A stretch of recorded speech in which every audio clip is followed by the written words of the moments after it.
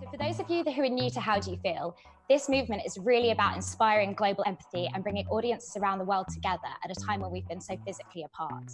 In the last couple of years before coronavirus, we'd been on a mission to sort of go deeper into a more qualitative, empathetic, as we talk about, an almost sort of human way of looking at research. So we've actually seen sort of at a top line, a very different client and a very different consumer. So we can see that there's a 40% decline in numbers, but we have no clue about what that means because we've got no models that can predict why any of that is happening.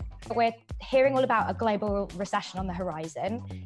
What's your advice to would-be entrepreneurs and startup communities? And is this actually a good time to be starting something new? It's always a good time to build a business depending on what the business is. Typically, transformative businesses get built in these kinds of times, largely because there's such a change in the way things are being done that it opens up space for new entrants. I think this is a question for both of you. The question is how have the last 2 or 3 months changed your longer term outlook? Last few years, there's been an undue focus on the numbers. And the problem with numbers is that you lose a lot of humanity. We decided, and what you're seeing in the back is How Do You Feel? We decided to launch How Do You Feel? Because we started to feel sort of distant from people. What are strangers doing? What are the people on the bus? What are the people in the office space that I work in doing? And you lose that sense of direction, but also connection beyond just your bubble. At least from like a data perspective, there's going to be sort of a bifurcation.